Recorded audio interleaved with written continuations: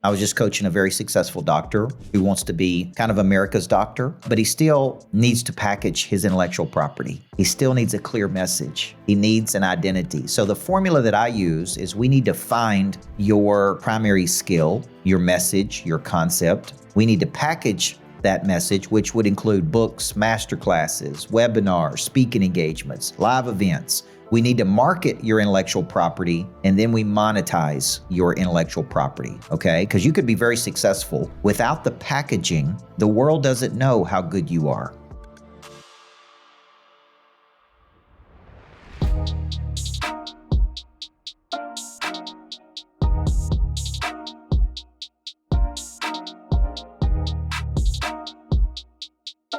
Welcome to the Daily Author Podcast, where we talk all things nonfiction books with authors and discuss how they're using their book to create more income and impact.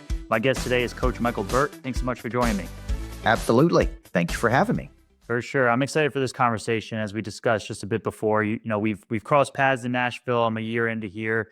It's been amazing what you're building with the Greatness Factory. Obviously, a nice backdrop behind you for those that are watching on video. Yeah. But nonetheless, you're a man of high performance. Tennessee basketball state champ.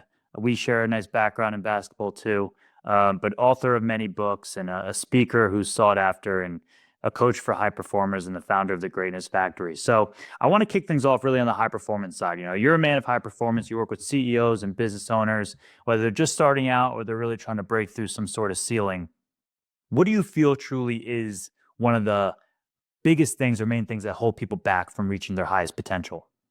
I wish I could tell you that it was complicated, but at the end of the day, I think a general, I hate to use the word ignorance, but a not knowing that there is a potential. Okay, you got to look at the stats.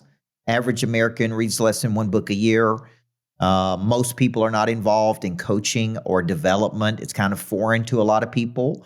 So a lot of people don't even know that there is this new layer of performance until somebody walks into their life and exposes them to something. And I've seen that happen at 50 years old. I've seen it happen at 22 years old. I've seen people in my program at 82 years old.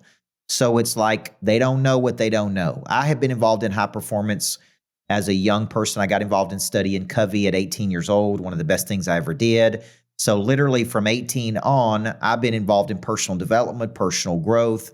But so it's kind of ingrained in me at an early age. But for most people, that's the biggest problem. They don't even know it exists. It's like, why would I go to a Greatness Factory? What would I do there?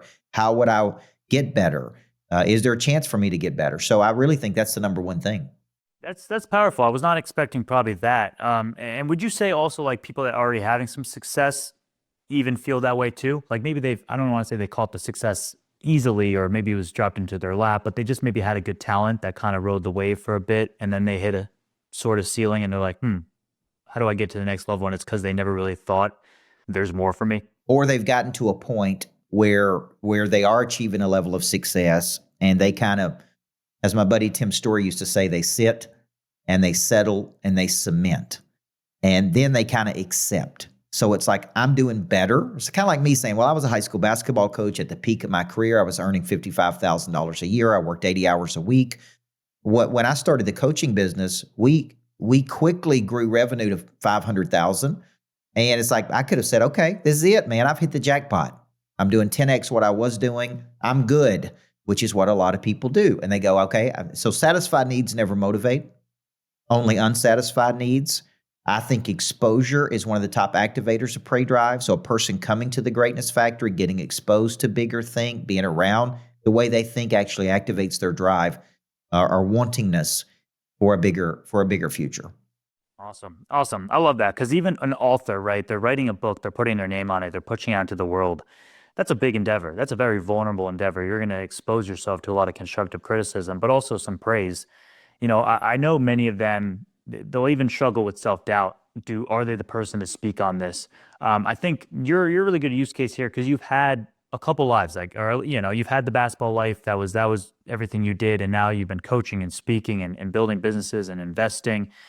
Would you have advice? What would be the advice to someone who, and this is a very unique question. You probably never have been asked this before, but let's say someone's 30 years old right now and there's self-doubt about the topic they want to go all in on. because they might think that 50-year-old them might be like, that's stupid. Why would you talk about that? Like the question's about evolution, really. Like you've evolved a lot. What would be your advice to someone who's like, I'm trying to build this life for them. I've seen your work, so I know like the A to B process, and they're thinking almost, the B sounds good, but I feel like the C me is gonna think the B was dumb and maybe and then they don't even take the step, right? That's the issue. They because of that doubt.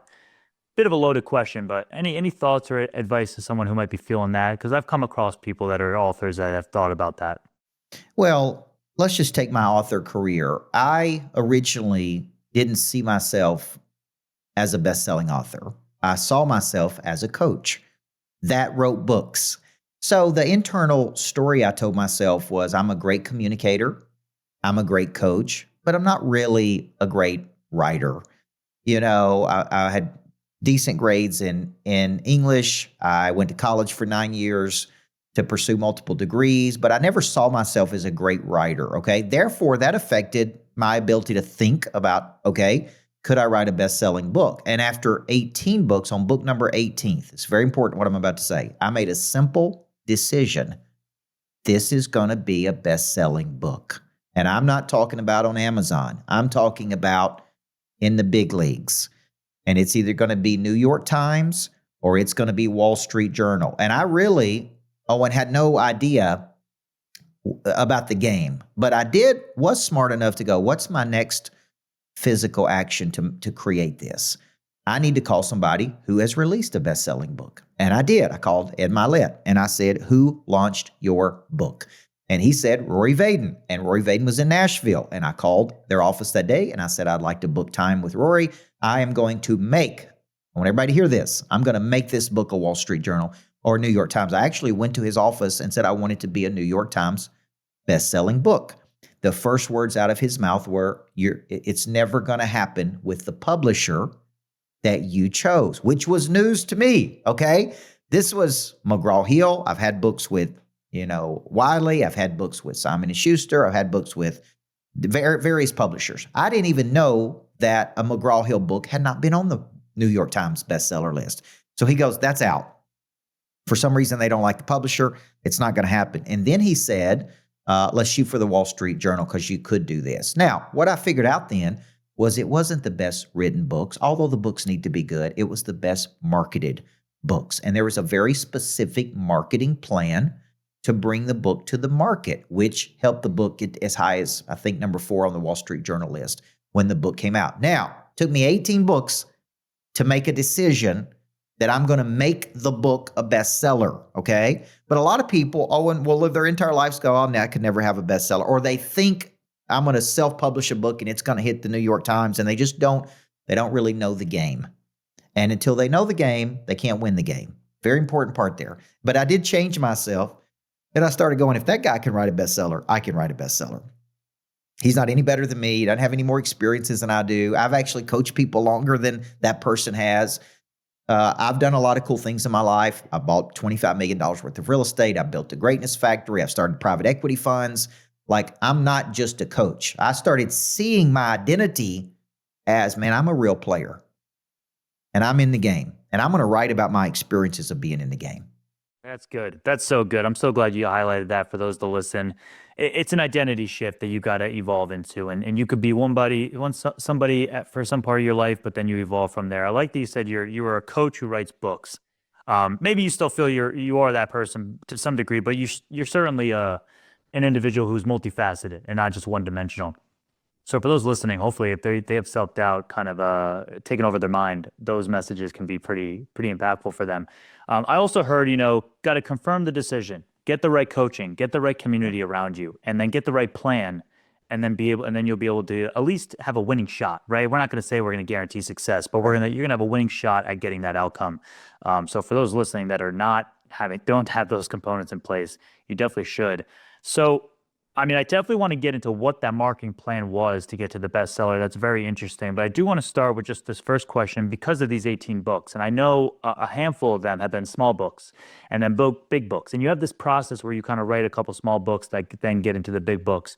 I don't see many other people doing that. I've been helping authors for 5-6 years now. Just don't see it. It's interesting. So How did that kind of come about? Why is that such a great strategy for you to kind of condense your thoughts into small books before you kind of go for that big traditional publishing deal to hit those lists and launch that big book? Well, to me, the publishing deal takes it's a cycle, right? Could be a 2-year cycle. By the time you write the book, you get the publisher, they edit the book, they bring it to market. I was in strategic coach for a number of years, and what I always appreciated about Dan Sullivan is he wrote one book per quarter. And that gave him a new subject to talk about. It gave him a fresh way to talk about an old thing. And I thought, okay, I want to keep my writing skills sharp. I have concepts. And why don't I pump out a book maybe once a quarter? That's a self-published book. And they're all in alignment with the big book that I'm going to write. Because I kind of go into the woods when I write a big book. And so it's a bigger process. The small books I could pump out in a weekend or 2 weekends, gives me a message. They generate hundreds and hundreds of leads. So it's more lead generation, but now I'm writing small books that lead to the big book. And that is kind of a new strategy versus just whatever I feel like writing about. It's like this book is in an incremental step toward the big book. Okay. And everything's leading to a central theme, which is how do you get a seat at a much bigger table, which is the promise of the Greatness Factory. So when you think about it, when I'm writing $1 Million Days, 8-figure skills stuck in 6-figure vehicles, Screw Your Why, they're all books that lead to getting a seat at a bigger table, and that's really the plan for the Big Table book to be the one that I shoot for the New York Times with. Amazing. Amazing. Okay, that's great. I like that idea of Dan Sullivan giving you that vision of the per quarter because it also, as a business owner yourself and a coach, it gives you a whole curriculum, gives you a whole new idea, new positioning that you can then go support your clients with before, let's say, the mass market book. Um, Now, when I hear that too, and I mean, this is, from someone in the game for a bit, but I don't fully know. Like, I'm thinking the traditional publishers might not love the mini books versus the big book. Have you gotten any flack on that, or like, what's your take on, or are they like, hey, you've sold X amount of books of the small book. Heck yeah, we got to get Coach Burt a deal because he's about to sell X amount of the big book. But I've heard people get like a little hands offish when it comes to self-publishing and traditional, Yeah. depending on what their goals Well, are. I think it's a business. I think at the end of the day, the publishing business is a business. And what they're looking at is audience reach, probability of selling books. Are they going to get their money back? Are they going to make money?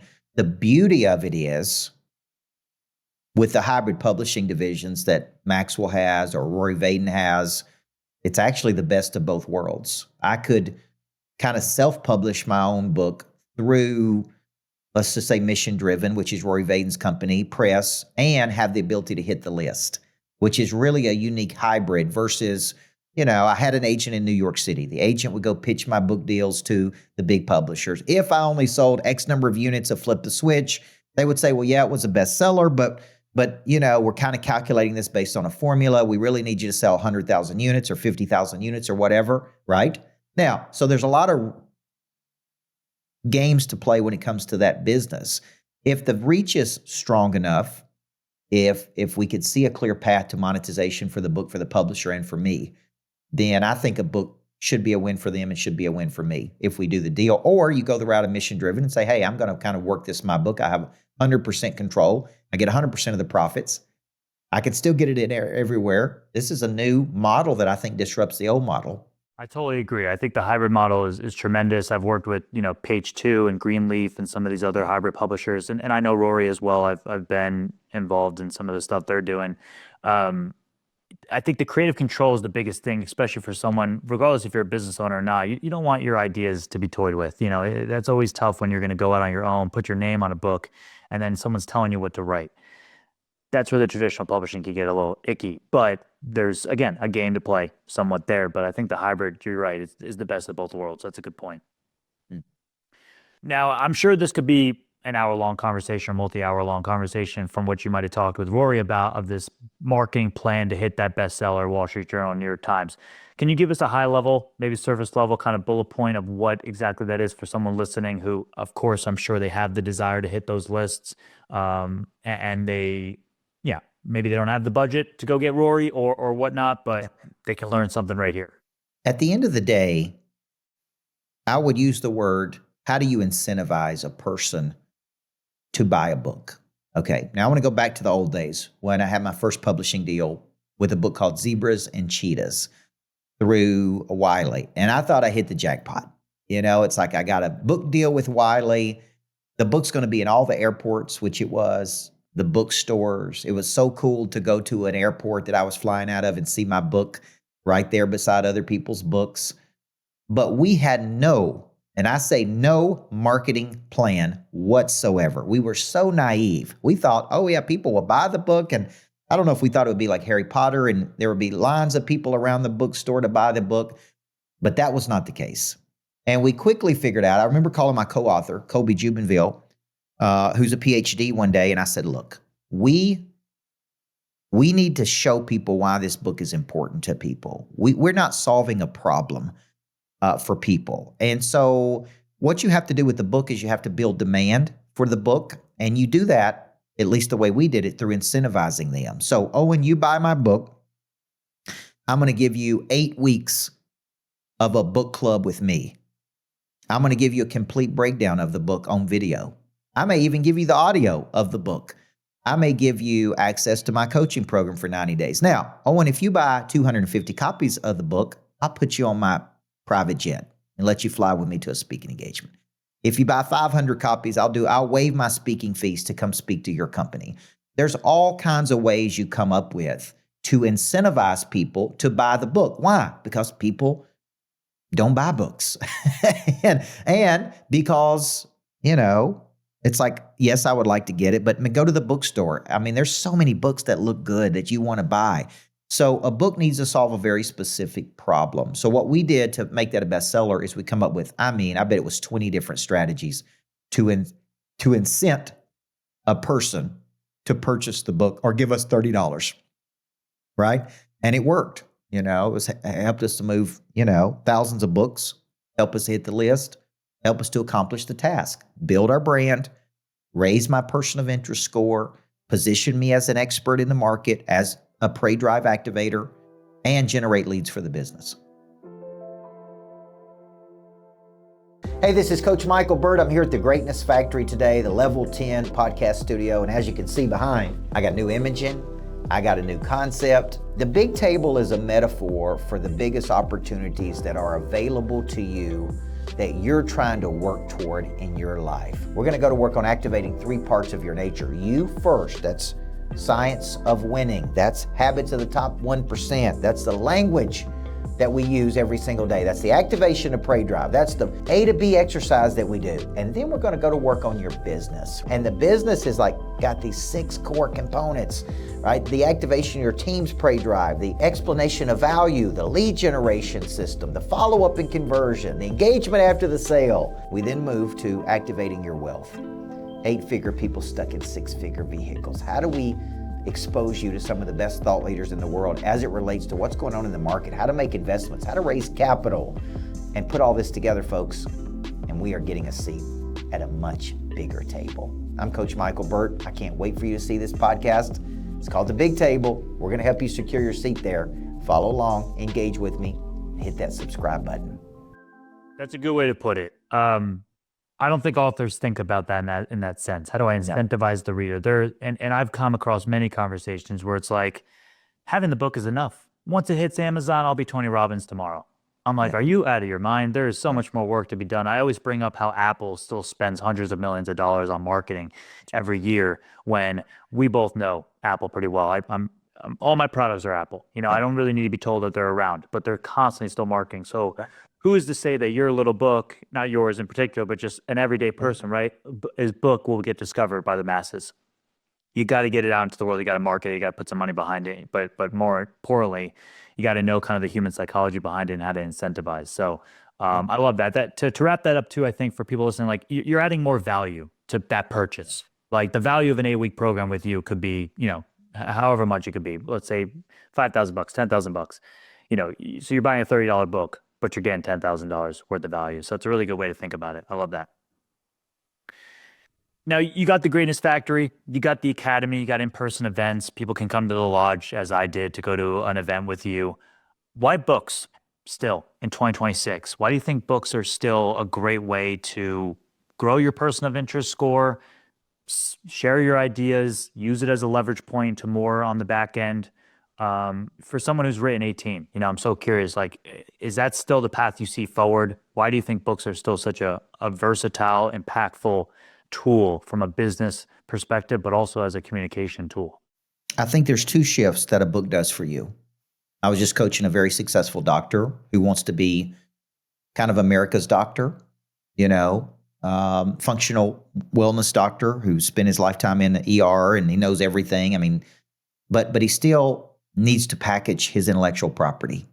He still needs a clear message. He needs an identity. So the formula that I use is we need to find your primary skill, your message, your concept. We need to package that message, which would include books, masterclasses, webinars, speaking engagements, live events.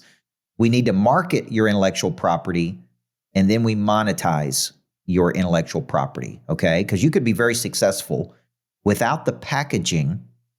The world doesn't know how good you are, right? When I wrote Flip the Switch, it positioned me as the leading authority in the world at the activation of prey drive, which is something I trademarked. I come up with my own theory of motivation, right? And that gave me a platform. It gave me a chance to go speak. I solved a big problem because lots of people lose motivation. Lots of companies want me to motivate their people.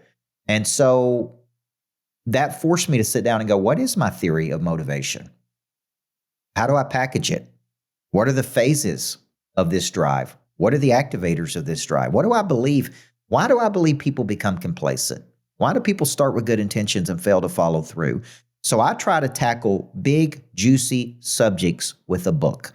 Big problems. If you looked at my iPad, I've got a notebook of nothing but book ideas. There's probably 100 in there.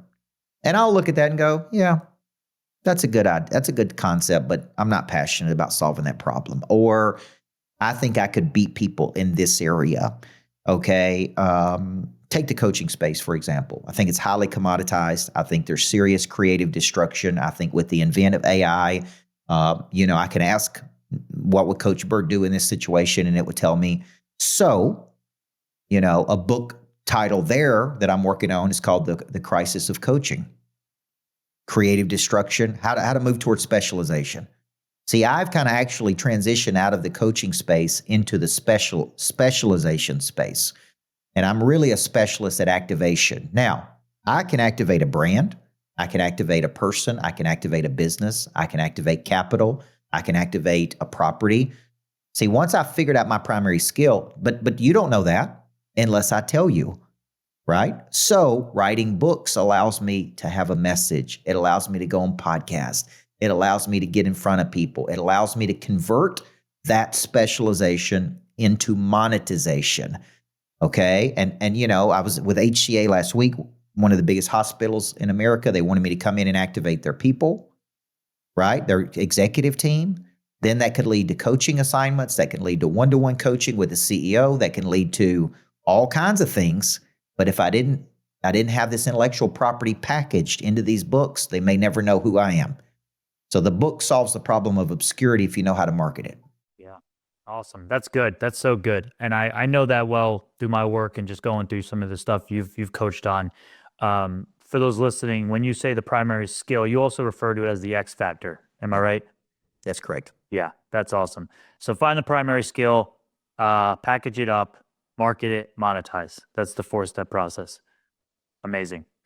All right, I want to kind of dive into on the marketing side, book marketing specifically. I know we talked a little bit about it already, but really kind of again, to that joke I kind of mentioned before that people launch their book and they think they're Tony Robbins yesterday. It's real. It's real. People really do feel that way, as maybe you did when you first launched a book. And it's nothing right or wrong. It's just it's a very interesting world. I think you could be an entrepreneur in many different industries, but when you launch a book, it's just a different cat. It's just a different thing. Very very unique in itself. So the question is, to kick things off, as they're getting ready to launch the book, let's not even talk marketing plan, but what should authors even know as they approach launching this book? I think the first thing, and you got to remember, I wrote a lot of books before I really knew what I was doing. So in the early days, I would just write a book because I wanted to write a book, and I didn't really know what I was saying. I didn't have a central message. I knew that I thought people performed at a higher level with the coach. So I wrote, changing lives through coaching that eventually became Everybody Needs a Coach in Life. But I had no plan, like most authors. I'm going to write the book. I have no idea. Okay. What they got to understand is they got to start with the central question. Person comes to me today and said, man, I know you've written, I'm on, I think 23, 24 today. And they go, I want to write a book, man. I've had this unique life. I've got these unique experiences. I think I want to help people. Okay. What is the purpose of the book? Step one. The purpose could be to generate leads. The purpose could be to position yourself as an expert. The purpose could be to expand your person of interest reach. The purpose could be to hit the best-selling list. The purpose could be, hey, I want to write this book for my kids, man. Like Hal Urban wrote Life's 20 Greatest Lessons for his kids. He ended up selling, I don't know, 1 million copies, self-published. Dude makes a couple $1 million off a book he wrote for his kids. Okay, so I ask people, what's the purpose of this book?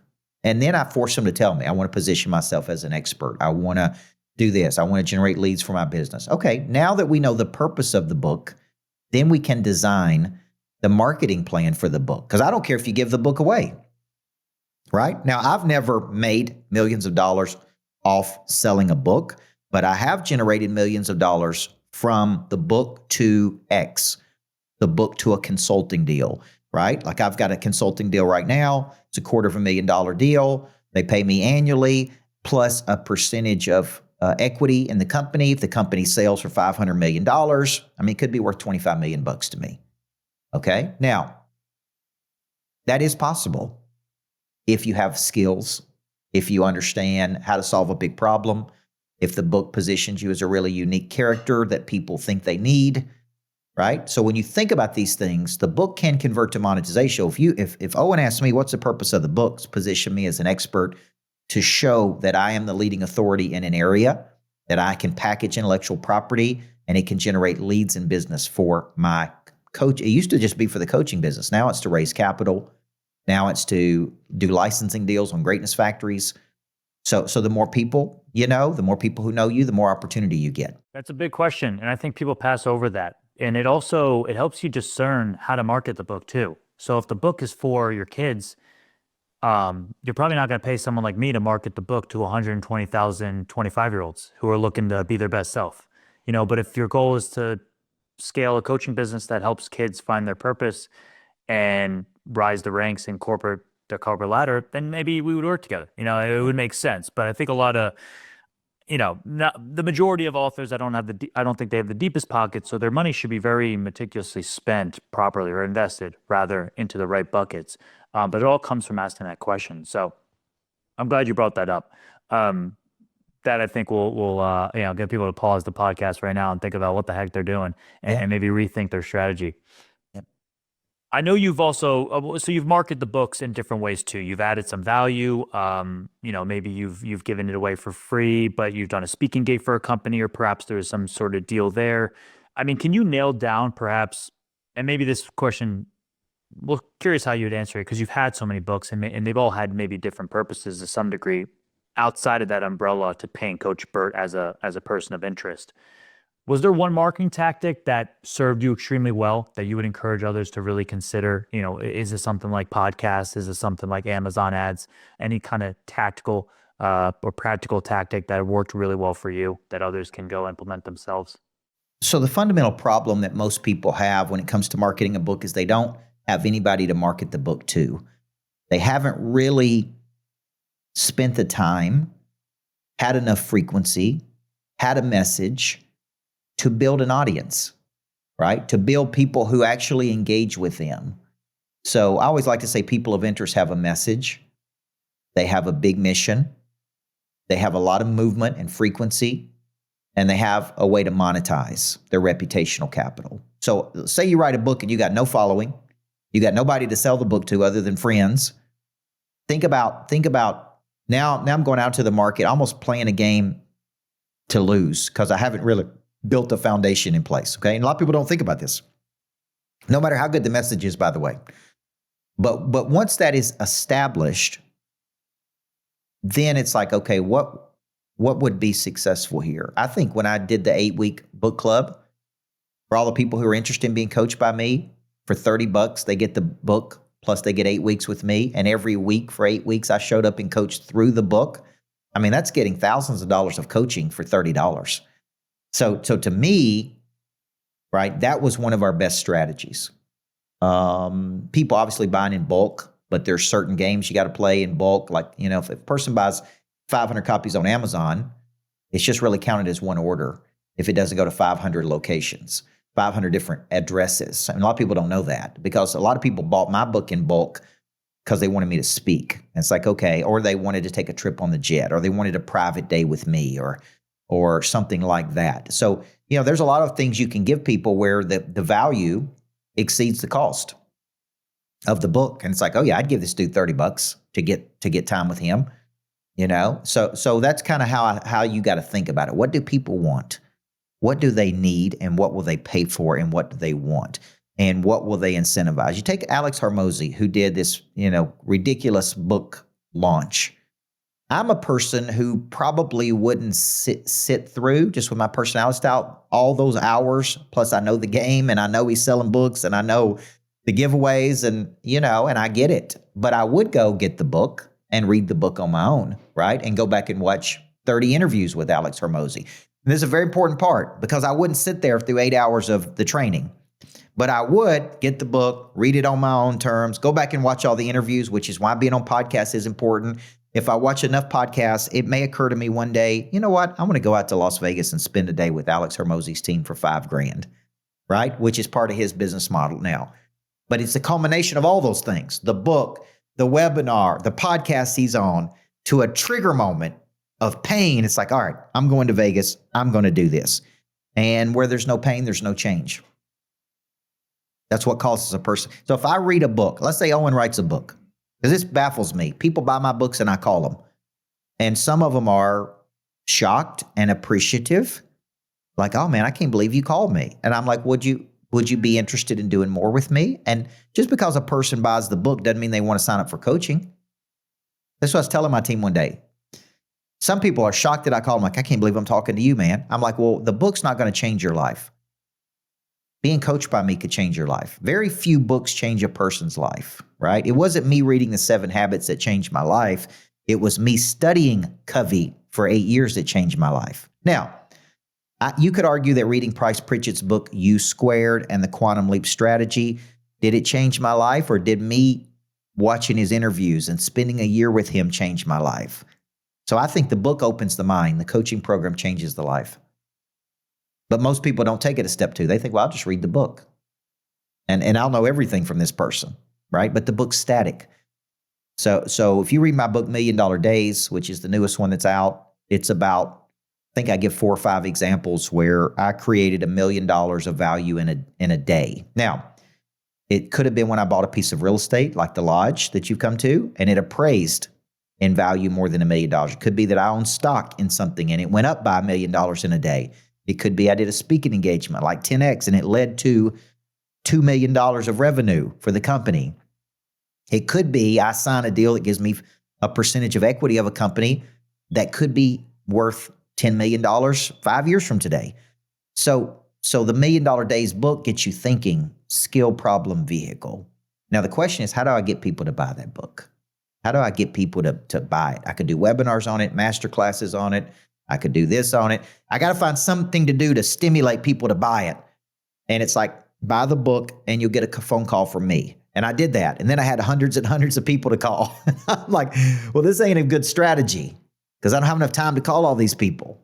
And then they get mad when I don't call them. So it's like, that was a good idea. And it did work to generate leads. And I did convert it to coaching business. But I think buy the book and I'm going to do a 2-hour masterclass on the book.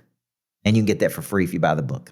Right. A good one-to-many strategy to help you with scale and leverage.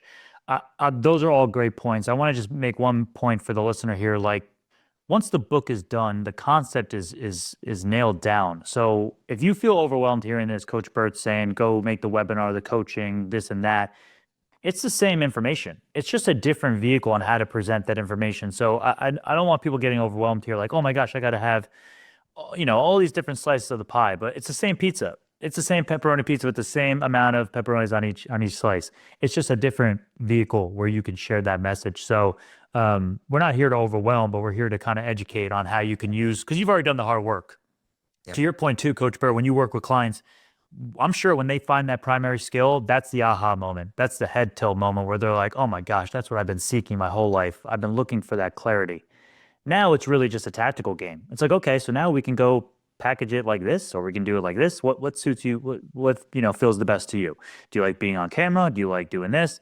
And then you go that route. But you know, I guess I'll say it's simple, but it's not easy, right? Most people won't do it, but it is. I mean, well, I guess getting to the primary skill aha moment could be hard, but you need someone like Coach Burt or someone who can kind of dig that out of you.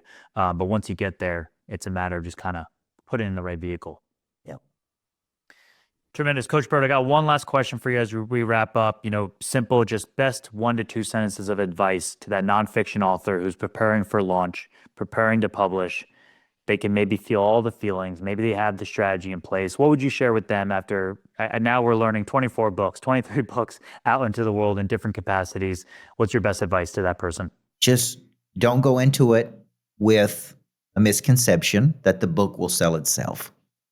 Really put together 5, 6, 7 strategies to drive people to purchase the book. No matter how good the book is or how amazing the story is, if you're relatively unknown. I mean, if you don't have a national television show where you're on every night, you're not going to sell millions of copies of books unless you put this thing, right, to something, okay? So it's like, what's the marketing strategy behind getting this book in people's hands? And I mean, do everything you can to get it in people's hands because they can't open their mind if they don't buy it. Amazing. So good. Thank you, Coach Burr, for the time. I appreciate you. Well, I'm sure we'll be seeing each other more in person as time rolls on, but this is going to be a lot of value for those that listen. So I appreciate your time. All right, man. Thank you, man. Everybody needs a great coach. I appreciate you.